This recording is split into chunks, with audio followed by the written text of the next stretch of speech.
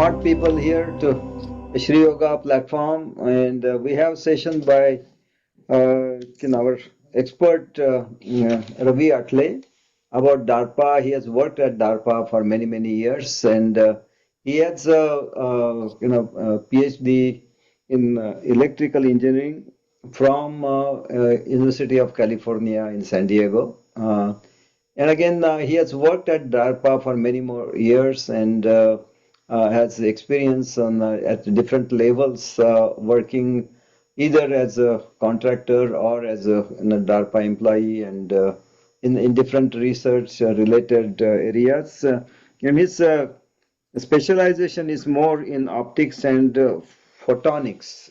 And Ravi, just feel free to just tell more about yourself, and I will. I will I go will. from there. Thank you. Uh, it really is a pleasure and an honor to speak before this group. I have listened to several talks in this group, and I also participate in Shri's various activities, and I know the wealth of expertise and knowledge that his group contains. So let me start. And first, I want to make sure that whatever I'm talking is based on publicly available information. I take the information classification and classified information extremely seriously. So, and it is really based on my personal experience and opinions and perspectives. I do not claim that I have a deep understanding or the true understanding of DARPA. It's just one facet, one particular angle. With that, uh, let me give the outline. I'm sort of assuming that many people may not be in R&D, although some people are, I know.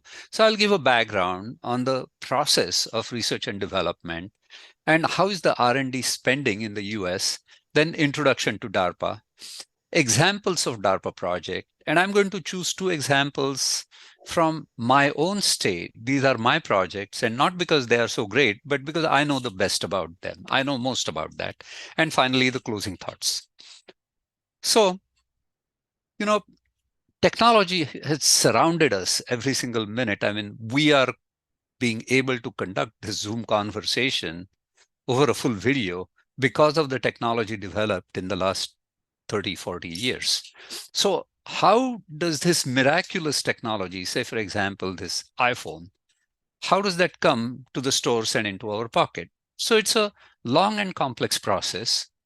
So the steps are, first two steps are discoveries in physics, chemistry, biology, math, etc., pure science, so-called. Then applications of those discoveries to society's needs. Then the next step is definition, design of a product, and manufacture, marketing, sales, and service. So the first two bullets, the yellow bullets, really what constitutes the research and development enterprise. So now research is typically put along these two axes. Is this a curiosity-driven research, or is it a need or application-driven research? Now, if we create four quadrants, then at one end is, of course, the iconic figure of a pure scientist, Einstein. So when Einstein was doing atomic physics or relativity, he didn't have any thought about whether it's going to lead to nuclear weapons or anything. He was just curious about learning about the universe. At the other extreme is Edison, who had like 1,000 patents, and he was interested in achieving some particular functionality and developing one particular product. Then there is the third quadrant, Louis Pasteur. This is called the Pasteur quadrant because Louis Pasteur, he is the founder of the field of microbiology. So he was definitely driven by curiosity as to what causes diseases, but he was also focused on disease reduction on a specific application. That's why we just routinely call about pasteurization. And then there is this quadrant, which is neither curiosity driven and nor application driven. Now, one would imagine, why would anybody do research? But then I have been in the university for 11 years, and I know, Pramod, but there are some research projects that are just in the nature of turning a crank and generating papers, because that's what gives you promotions and tenure. So that's it's one of those holes. Now, if we look at the comparison of the basic research, okay, applied research and development, product development, and just focus on the colors, not the numbers. Blue is the federal government's role in that. Red is the industry's role in that. Green is the universities, and others are like nonprofits and foundations. So you can see, as you go from basic research, which is highly risky, which is long term, the government plays a major role. And as you go to product development, the government has a smaller role. It still has a non-zero role, because there are some particular applications, especially in defense sector, where the government is the only customer. So it has to maintain some role in here, but bulk of the role is in the industrial sector. Now, if we look at the R&D spending profile in the US, and again, don't pay too much attention, but this is FY 2021 and 22. And all I want to let you know is the total is about $160 billion a year. And the top three departments where the research and development funding goes is Defense Department, which is $62.8 billion. Let me see if I can change the pointer option so it is more visible. Defense Department, Health and Human Services, and the third is Department of Energy. Now, this might be surprising to some people, except many, many years ago, the nuclear weapons were put under the control of Department of Energy and not Defense Department. So a large part of this budget is the development and testing and maintenance of nuclear weapons. That's why the DOE budget is so large. Okay, so all these hundreds of billions of dollars, how does the government spend it? First, it is intramural, that almost all the government agencies and departments, they have their internal research laboratories where they hire the scientists and engineers to carry out the research. Some examples of National Institutes of Health, NASA, Naval Research Lab. Naval Research Lab was established almost 80 years ago at behest of Thomas Edison, who advised that in this technological age, government must have its own competence in science and technology field. My first job after PhD was at Naval Research Lab.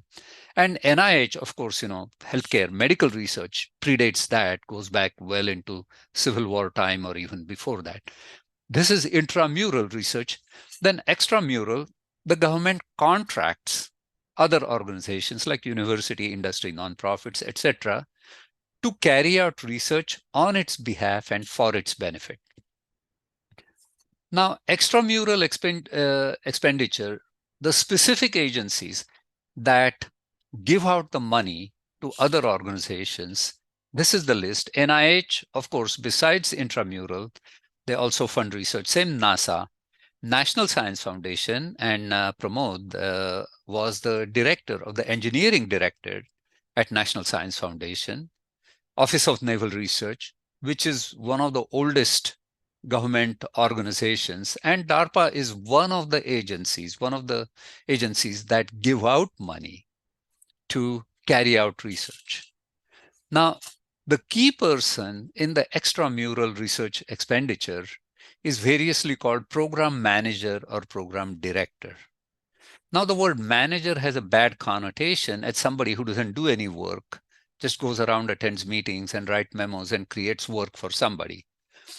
In terms of research program managers, its responsibilities are setting goals, announcing funding opportunities, evaluating proposals, selecting proposals, and then managing and providing guidance. So I will call it a program manager is a catalyst. A catalyst is defined as an agent that doesn't directly participate in a chemical reaction, but that enables and amplifies the chemical reaction.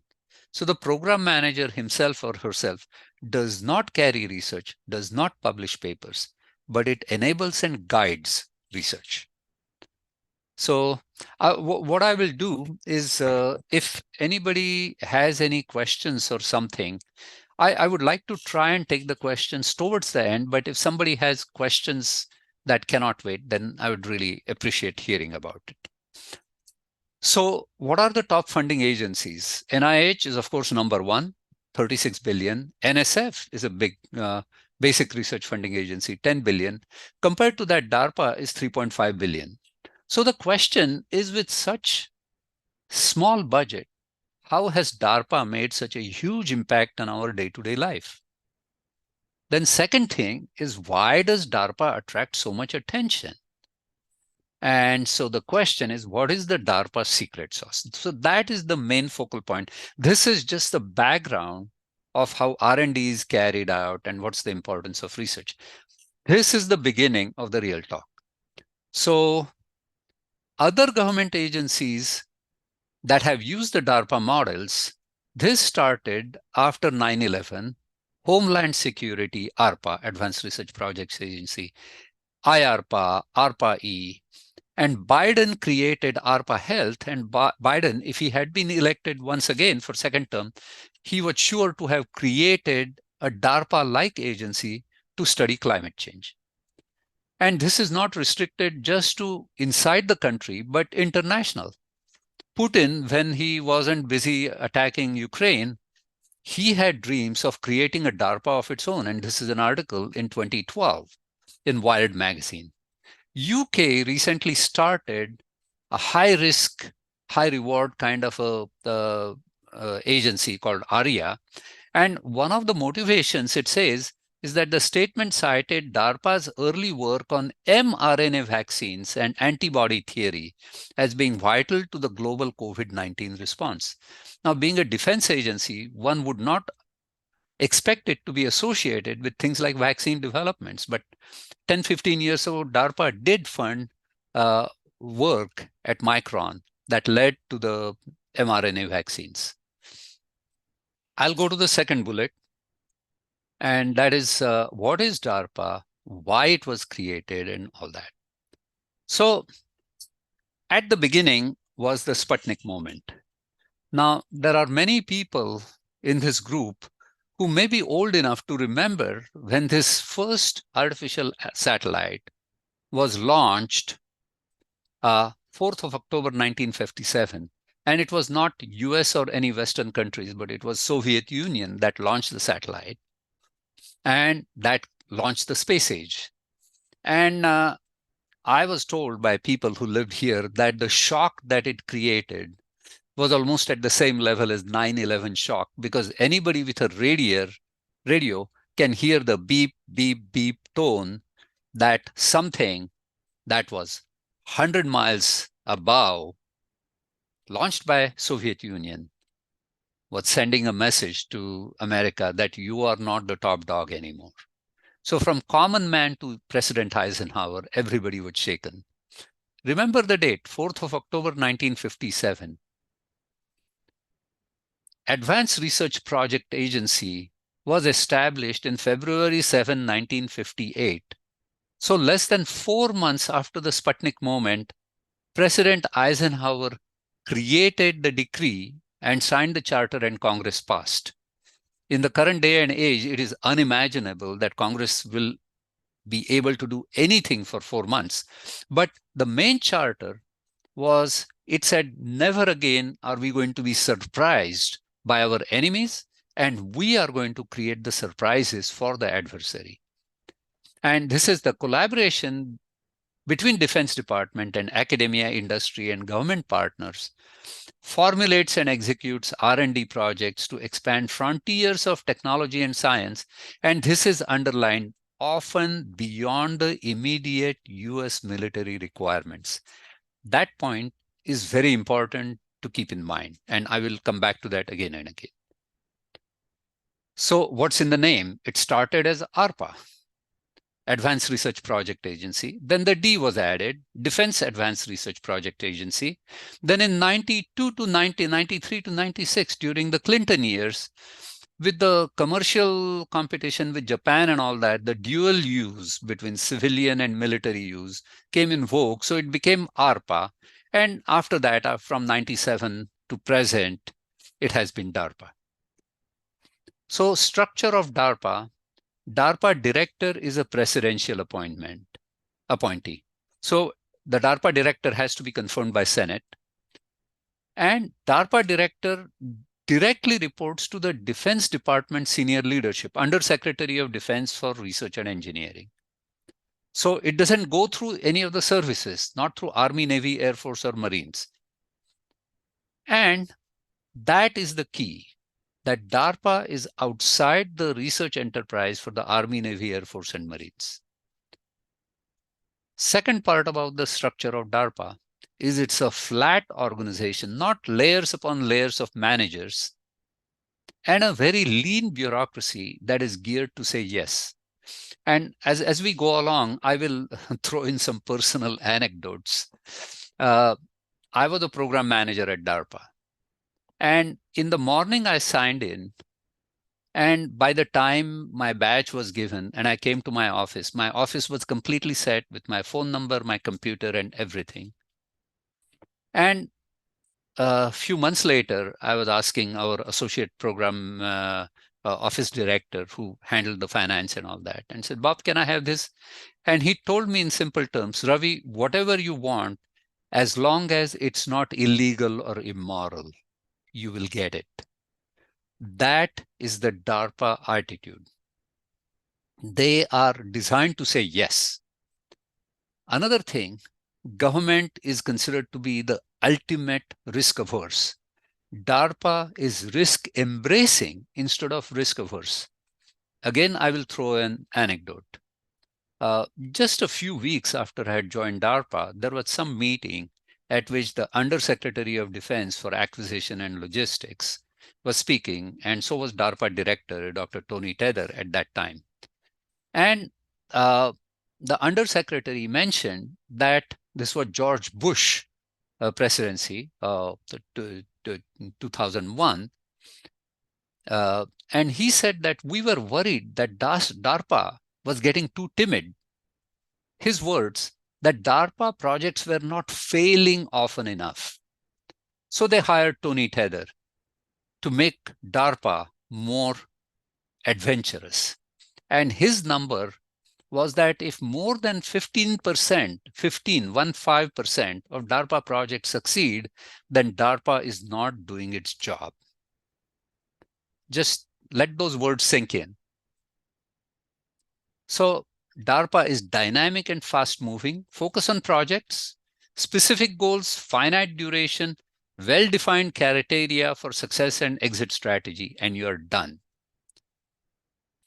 This is where I cannot help but inject a little spirituality.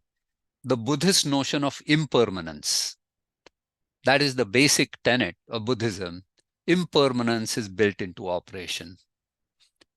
A program manager or any DARPA technical staff on the batch, as big as the photo below, is expires on date, printed in big letters.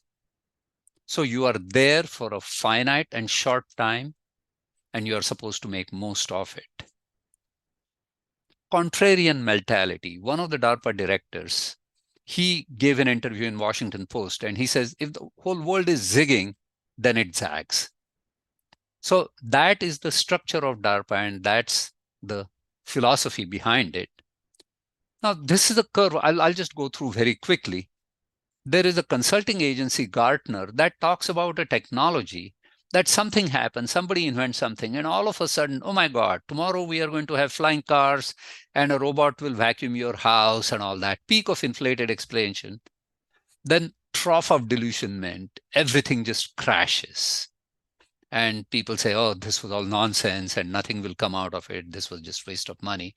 And then slowly people pick up pieces and say, what is reasonable? And then plateau of productivity.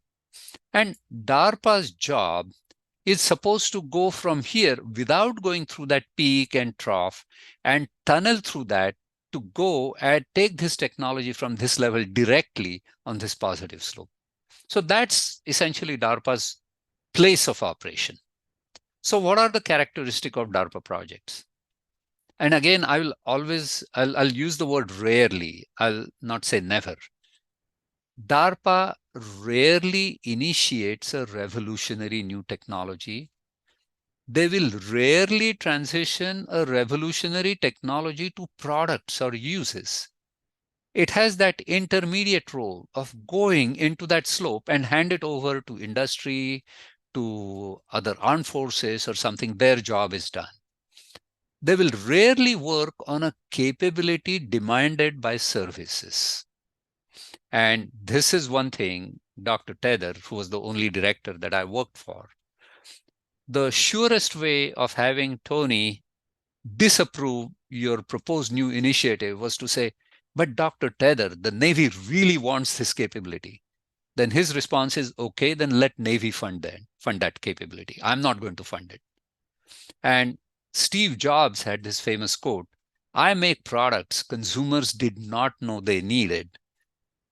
Jobs introduced iPhone not because there was a big demand for a phone that looks like a brick that didn't have a dial. And that is the same kind of philosophy that DARPA carries. And DARPA structure, DARPA is divided into offices: biology, defense science office, this is computer science, electrical engineering, strategic, and the names are not important, but these offices, they are created and destroyed. Office DARPA director is absolutely the king of the agency. One day the director leaves, another director comes, and what was in is now out, what was up is now down, and it literally changes on a dime. The flat structure is agency director and deputy director, office director and deputy director, and program manager, 100 to 120. That's it. There is no other bureaucracy. And program managers directly interface with the agency director, who makes the decisions whether their tenure is renewed, whether their projects are proposed or funded or not, and how much they are funded for. So this is my role. I started working with DARPA in 1985, and I was providing technical and administrative support. Literally, during this year, part of my responsibility was to make sure that there is enough coffee during the program review. And I have personally made copies of the reports to be distributed. So I started from there. Then when I was a professor at George Mason University, I had research contracts. So I was a performer. Then I was a program manager at DARPA from 2001 to 2005. Incidentally, my start date at DARPA was 2 weeks before 9/11, when the world changed. Then 2005 to 12, I was a technical manager working at MITRE.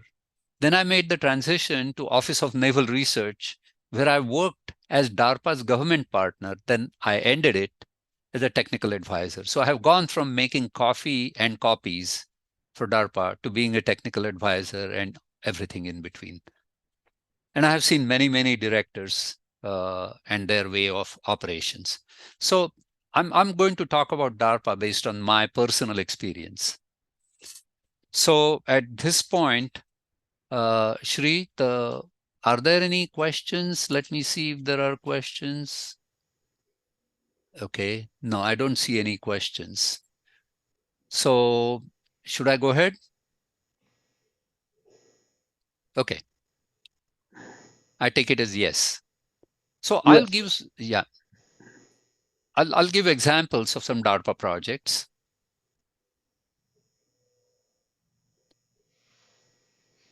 Number one, the internet. Yes, ARPA did invent the internet. There is a famous drawing on a napkin. One of the DARPA program managers, and office directors sketched out the basic architecture of the protocol that is underlying something called TCP/IP, Transmission Control Protocol, Internet Protocol, or something like that. So, it really did begin with a ARPA program. Then this is a project, New Design for a Weapon, based on nuclear effects without fission or fusion.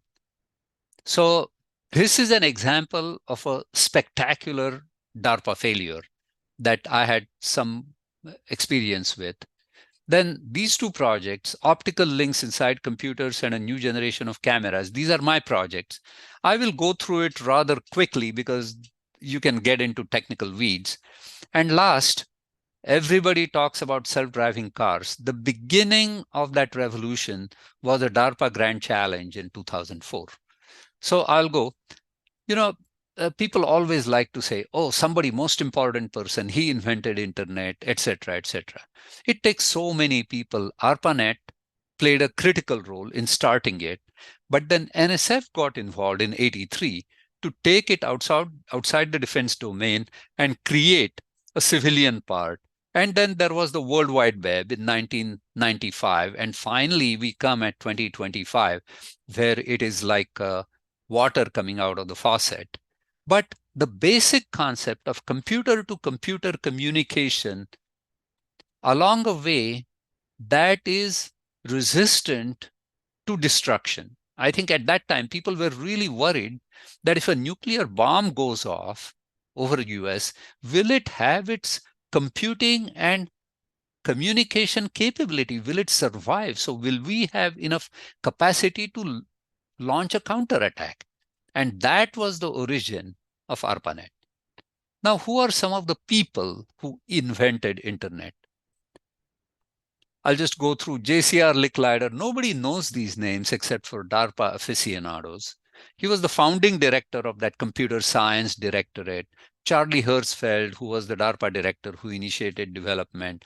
Bob Kahn, he along with Windsurf, Bob Kahn developed the TCP/IP protocol. He at least used to run an agency called, or organization called, National Research Initiative that was headquartered in Reston, right here. And finally, Al Gore. Al Gore was made fun of mercilessly when he said that, well, I sort of invented internet. And he didn't invented the internet, but he was probably the only congressman and senator who had the insight and understanding of how critical this technology was. And he initiated and pushed many bills without which there wouldn't have been internet in spite of all these smart people. So yes, Al Gore indeed helped invent the internet. Anyway, I'll leave it at that. Now, I'll tell a story about this DARPA failure. I mentioned about the meeting that I was with the undersecretary where undersecretary spoke and Dr. Tether was there. And afterwards, Tony asked for questions. And I was naive. I was at DARPA for just 1 month. And he talked about, DARPA, if you fail spectacularly. So I raised my hand and said, Dr. Tether, can you give me an example of a spectacular DARPA failure? And Tony totally dodged it. I mean, he did not answer the question. So I will give you an example of a spectacular DARPA failure. So all the information is based on an article in Washington Post magazine by Sharon Weinberg called Scary Things Come in Small Packages. So the way to explain it, what this is supposed to work, if there is an unstable radioactive element, it slowly releases its energy in dribs and drabs by these radioactive particles coming out. So it's sort of like you have a blown up balloon, and if you let out the air slowly it will deflate and collapse like that. But you take a balloon that is blown up and you prick it with a pin, then the balloon sort of explodes. So if you can get this unstable radioactive element and tickle it so that it releases all its excess energy all at once, then we will have some spectacular explosives. So 1 gram of the material would have up to 50,000 times the explosive power of 1 gram of TNT. But no radioactivity is generated from this. So that is one big element. And this, one particular element was supposed to be, and stimulated isomer energy release was the technical name. And I will just very quickly, I will not go through all the technical details. Let me just say that Dr. Martin Stickley, who incidentally was my vice president when I worked at BDM, and then when this program was proposed, I was his colleague. I was a co-program manager in the office. And he proposed a program, and a $30 million program was approved. And Tony Tether basically said, here is $30 million for 4 years, but within 1 year, you have to demonstrate this particular milestone. If you don't demonstrate the milestone, the program is canceled. So it spent $7 million for the first year. It failed to achieve its milestones, and the program was terminated. Now, scientific community criticized this mercilessly, that this was ridiculous, it was waste of money. But just imagine if this had succeeded, it would have revolutionized warfare. It would have, if this had succeeded and if Sire weapon existed, you can be 100% sure that it would have been used in Ukraine by Russia if it had developed it. So this is the thing, that dream very big. And if you fail, people should go, oh, darn it, I wish that had worked. Instead of a failure that generates a yana, ho hum. That is DARPA DNA. Now, this is my baby, so I'll be a little bit more talk about this in a little bit more detail. So first of all, everybody knows about fiber optic communications because you have a fiber coming into your house that brings your Wi-Fi, that brings your Wi-Fi service and cable TV and everything.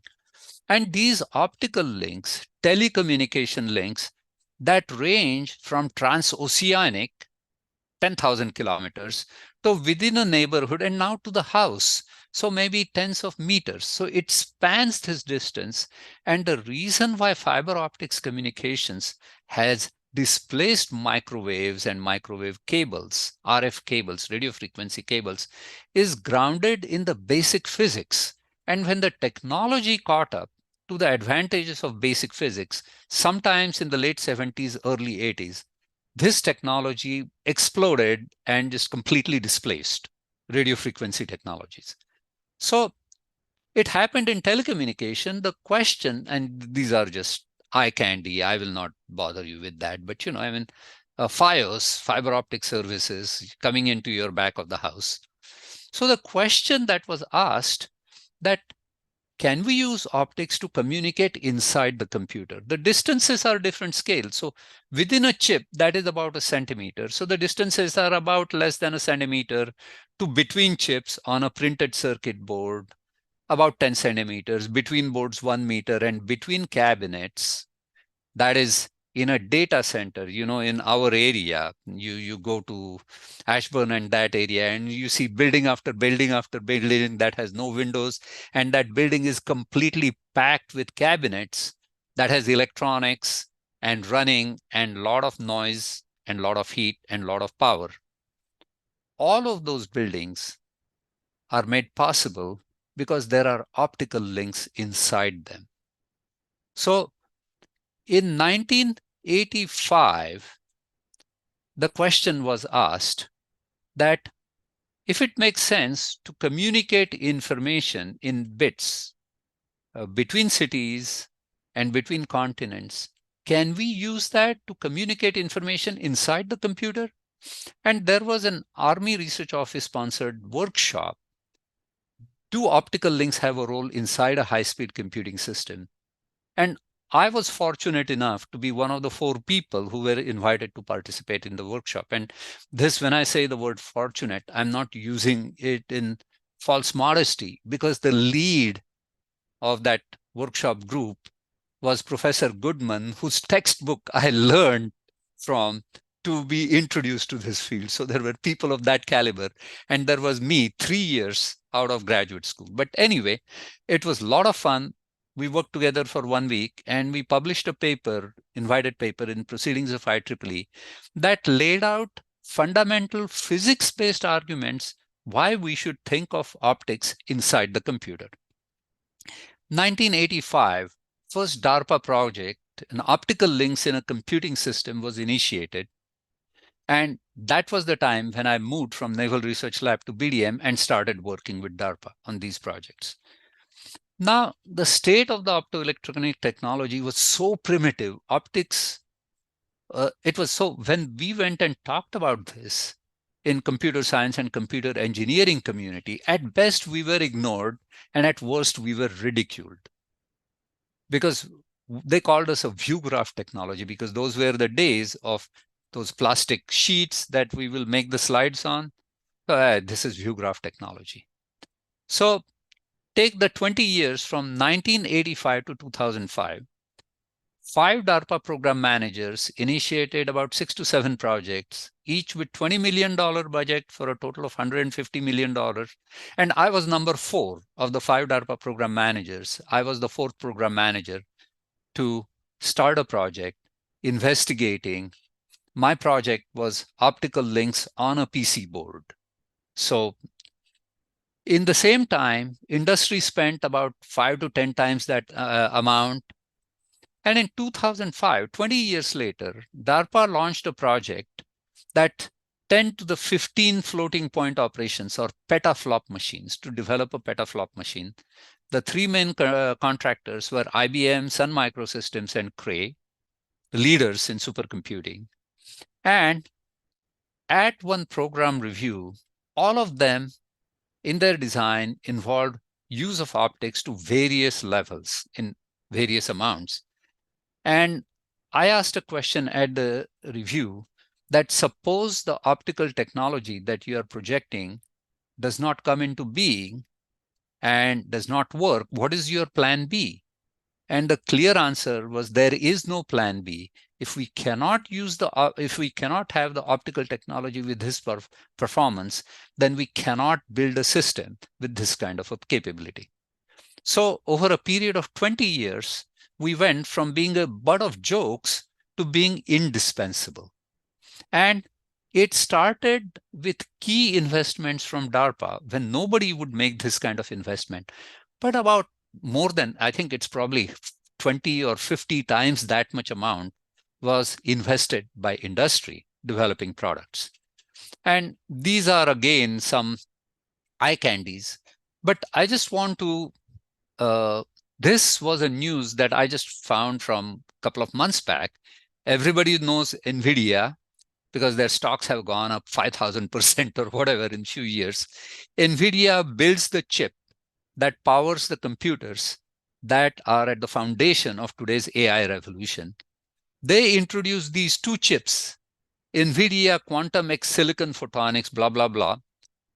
But it says that they are integrating optics right down to the chip packaging level, and fusion of electronic circuits and optical communications at a massive scale, and 3.5 times more power efficiency, 63 greater signal integrity, 10 times resiliency, blah, etc. All these technical details. But the point is, optics is finding its way, because you may have heard that AI is driven by computers that literally require a nuclear plant to power it. It is so power hungry. And if you can improve the power efficiency by use of optics, every single company is going to adopt that technology. So this is the picture. So I think I'm getting a little bit behind. I will just jump through this particular thing. Reimagining cameras, that was my second project. And so when I presented the idea to Dr. Tether, I said like this: in the past 50 years, the displays have gone from these fat, bulky, heavy power-consuming CRTs to these thin, you can mount on the wall kind of flat panel displays. But the lenses have remained these long tube-like structures. So why is that? Can we build a large camera that we can hang on the wall? That is a thin. We call it a thin camera initiative. I mean, it was a acronym that we made called montage or something. And indeed, my alma mater, UCSD, and one of the professors there, Professor Joe Ford, he found a way of folding the path of optics. So this is a camera, this is the lens, and this is the chip. The equivalent performance, equivalent to a first level, can be achieved by a camera that is 1/10 the thickness of this. Now, we cheated a little bit. The performance is not identical. We sacrificed some, but I will not get into the weeds. But this is the photograph of the camera that is hidden between the boots in Yuma Proving Grounds. And this is the picture in 4 meters, 288 meters, 473 meters. This kind of a camera, about the size of the watch, you can recognize vehicles and people there. So anyway, and interestingly, this particular design and Joe Ford, they are working on some camera designs for satellite-based imaging systems, because in satellites, the volume and weight is at premium. So I will just make a few comments on DARPA Grand Challenge 2004. So, this is publishing requests for proposals and then receiving proposals, evaluating proposals, giving contracts. That is a much modern phenomenon. In the old days, a king or somebody will say, hey, build this for me and I will give you this money. So British Parliament created the Longitude Prize in 1714 because as Great Britain was becoming a seafaring nation and they were making all these voyages. Latitude you can measure by measuring the positions of the stars. But longitude, since the Earth is rotating, stars are of no value. So how do you determine the longitude? And it simply said, we are not going to give you any money. These are the specifications. Create the technology that meets these specifications, and you will get whatever, £1,000,000 or 10,000 pounds. I don't know what the amount was. So DARPA said, that seems like a good idea. Why don't we try to do that? So DARPA announced in 2002 a $1 million grand prize for a self-driving car, cross-country route through desert from Barstow, California to Primm at the California-Nevada border.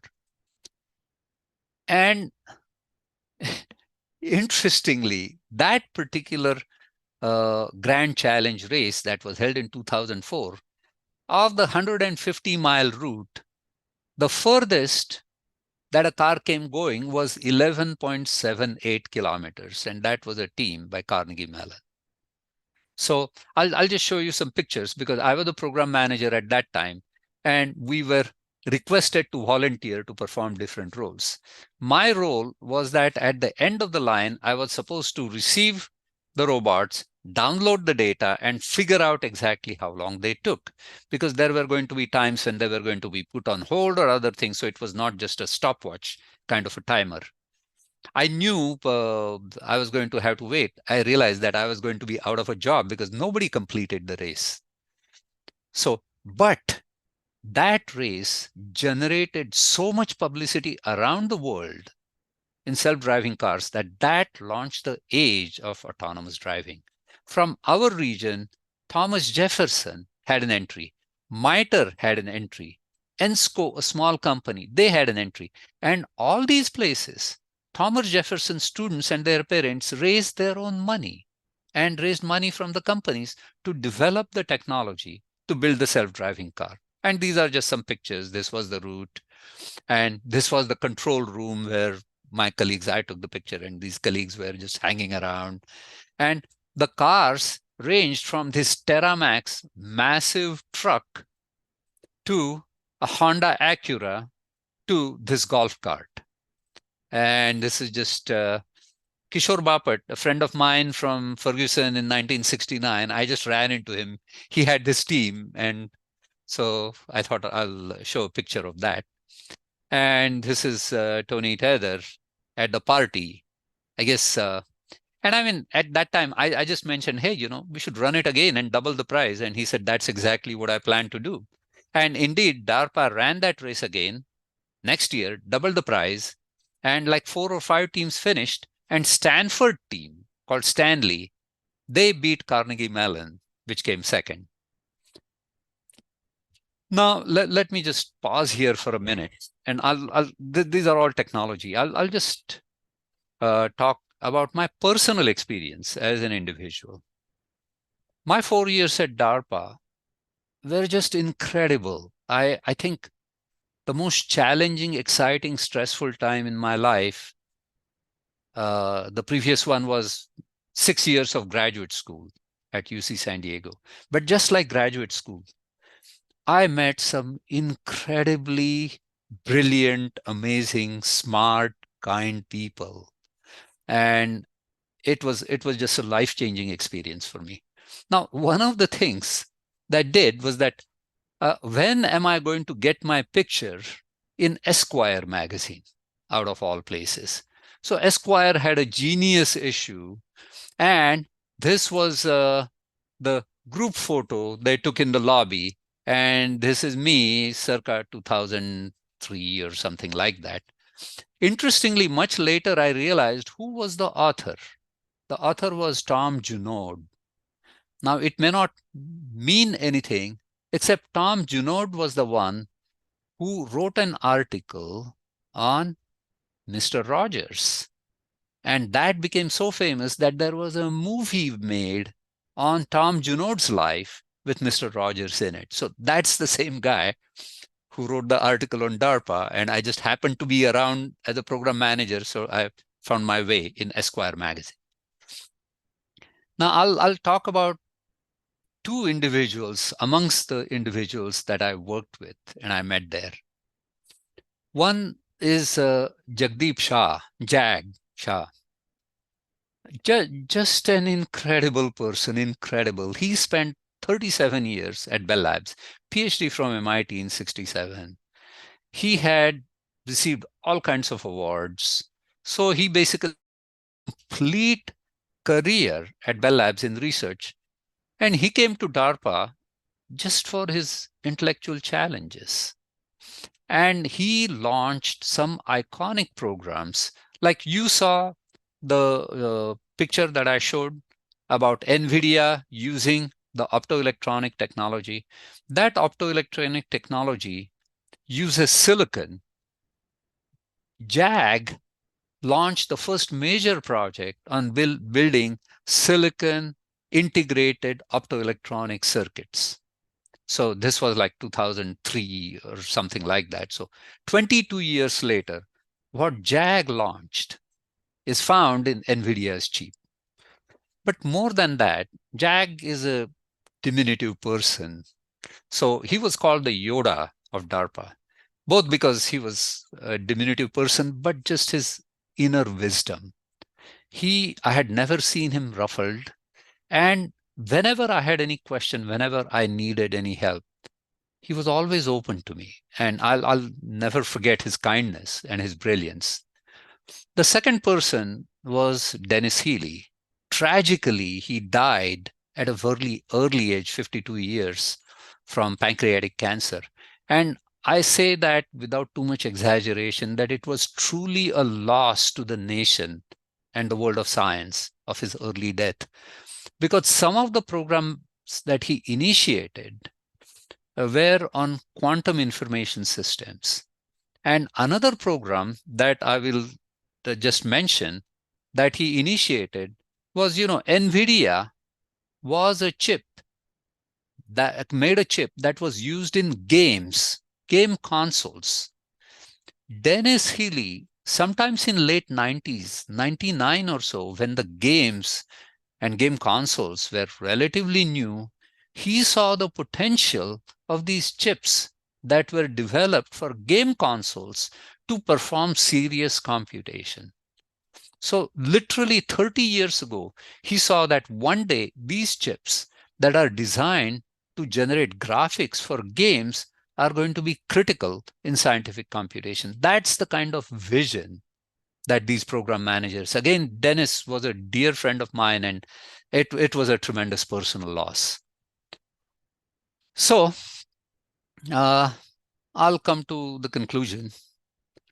So first of all, the world is very different now than it was in 58. Defense Department does not drive technology anymore. Microsoft, Apple, Amazon, Facebook, they have more cash on their hand than God herself. So if they want a technology, they have their wherewithals. They can pay $200,000 salary to a newly graduated computer science and make him work 12 hours a day, 6 days a week in order to develop the next generation AI. And DARPA simply cannot compete with that. So DARPA has to try and exploit the commercial technology and adapt it to its use. S&T management involves more than technical savvy. I think I was told that it's not as much science as social science, understanding the interpersonal dynamics, it's sort of like herding cats, trying to manage these super smart scientists who have giant size egos. The biggest challenge before DARPA is recruiting program managers. Now, this is we really I haven't followed what DARPA's future is right now under the second Trump administration. I know NIH is suffering. I know NSF is suffering from budget cuts. I don't know if DARPA will suffer the same kind of cuts. I don't know if an agency that is expected to fail 85% of the time will be considered to be a good use of taxpayer money. So I really don't know. And I will end on this note and see if there are any questions.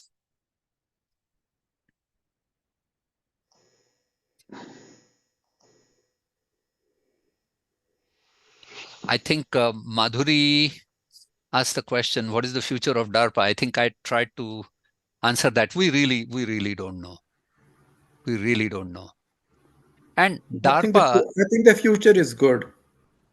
okay, yeah, Pramod. So I think DARPA will do well. I mean, of course, one doesn't really know how far the cuts are going to go, but yeah, DARPA is a crown jewel for the US, and I think they'll be okay. I've got to I go in like 2 minutes. sure. I thought I would mention. Uh, I'm going to put this in the chat, and people can just look at it. Hmm. But there is a, and you know this, Ravi, so it's not for you; it's for the rest of the group. The Heilmeyer questions.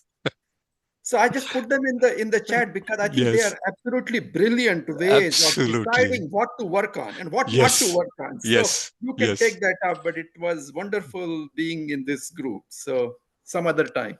Thank you, Pramod, and hope to see you in a few weeks. Yeah. Yes. Okay. Say hi to Seema. Yeah. Yeah, I think what Pramod said, and one of the things I think, and this was happening even before the current administration and all the turmoil, it was becoming increasingly hard to recruit program managers. Because remember, program manager's term is 4 years. It's not a government job where you go there for life.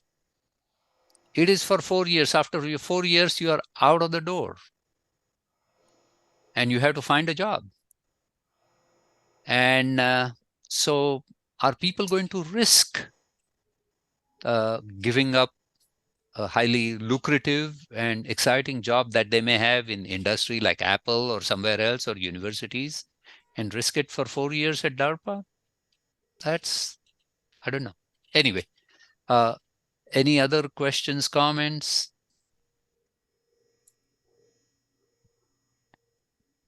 Thank you, Ravi, for a good talk.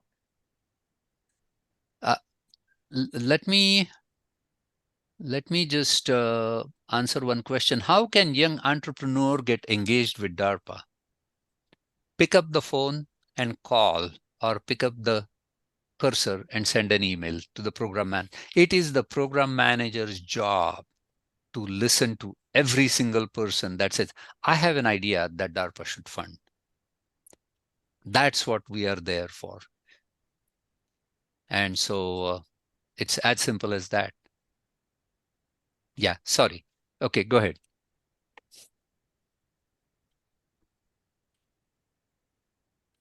Ravi, I have a question. Okay. Chandar. Yes. I'm just trying to relate. What's the difference between ARI and DARPA? ARI? ARI, where my son used to work, he was in some kind of, you know him actually. He was working in some lab, and he used to work some outfits for protection. I forgot whether ARL or ARI. ARL. It might be Yeah. ARL, Army Research Lab. Is it part of DARPA or it's different? No, Army Research Lab is part of Army Research Office. Okay. And, you know, DARPA doesn't have any labs. Oh, I DARPA see. does not do any work. Oh, DARPA gives other people to do the work. That it sort of is a back and forth. We are always, DARPA program managers are always looking for exciting ideas. They come with their own exciting ideas, but in addition, they're also looking for exciting ideas. If they come with their ideas, they have to get the community excited about their idea. so it's more like NSF? It is exactly like NSF. NSF, okay. Yep. Now we have something similar in agriculture, I will tell you. Like genetically modified crops, okay? Yes. GMOs. The problem is that as the private sector has taken over, the private sector is unstable, and those companies are sold actually, like Monsanto was sold to Syngenta, and finally some Chinese company bought it. So in the private sector, I think sustainable research is not possible. Yeah. And that's why there is a role for the government everywhere. Yeah. Including agriculture, I think. Yeah. And if the funding for research goes down for any reasons, which seems to be going down now, that will affect basic research very adversely. I wanted to mention that in the talk, but I'll mention it just now. Just before this evening's talk, I watched Farid Zakaria, the GPS program, today's program, and his opening monologue.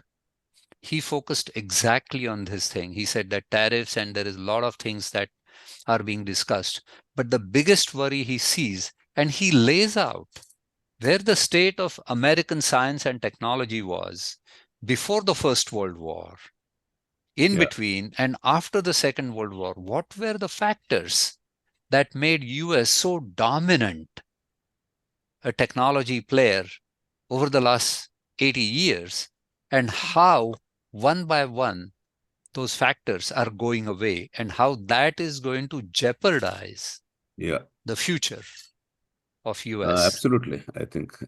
So no, I think that was a very timely, and of course, you know, Zakaria, it's only he can put it in that concise manner. So it was a beautiful but scary and very I should disturbing. see that sometime. Yeah. Okay. Thank you. Sure. Thank you, Chanda.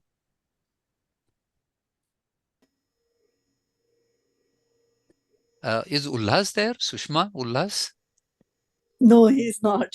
Oh, okay. Sorry. No, that's fine. I saw your name, so I thought I'll say hello. And I guess Padmaja and Jayant are here. Hi, Ravi. This is Raj. Yeah. Hi. Excellent talk. You mentioned the mission with DARPA, with the academia, industry, and the government, almost like three pillars. Yes. And we are in a situation where the government, with policy changes, the industry with wanting to be the first with, patents, very much business, money focused. And academia, with immigration issues and other things, there's the talent pool issue.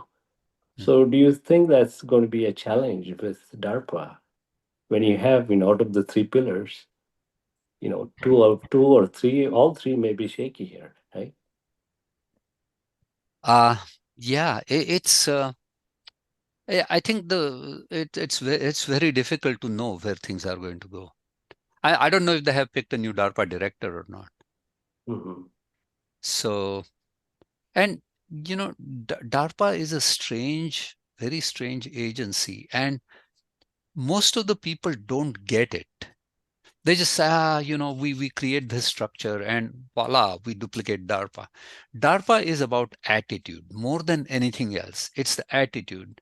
And literally from the person at the security level to my travel assistant, to the director, to the program manager, the attitude is we are DARPA. We do things differently.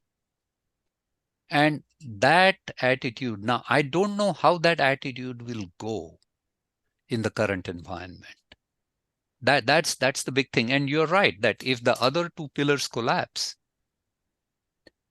DARPA programs, 30% of the principal investigators are of Chinese origin. What's going to happen to that? Correct. Yeah. I don't know. Yeah, I think just before your talk, 60 Minutes talked about some of the top scientists in the US are getting offers from China, Australia, and Europe. Yeah. So Yeah. Anyway, so it's great talk, Ravi. Really enjoyed Thank it you very much. Thanks. Thanks for joining, Raj. Yeah. Very bad.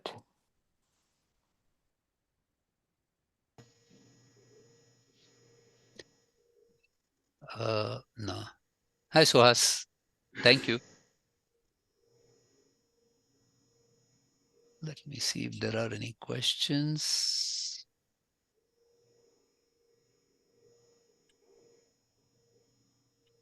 I think there are no questions. So, Shri, you want to?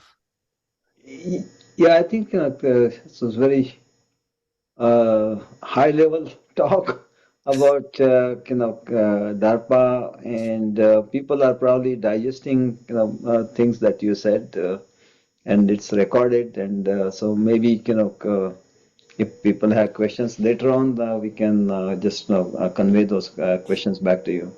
I think Anjali asked the question: is this going to be a brain drain for the US? And I think we sort of discussed that's a real possibility. But I mean, it's not DARPA specific. That's in general. That's a thing. So Thank you very much. I have been hearing about DARPA a lot, but I didn't know what exactly they were doing. So thanks. Thank you very much. You're welcome. Thank you.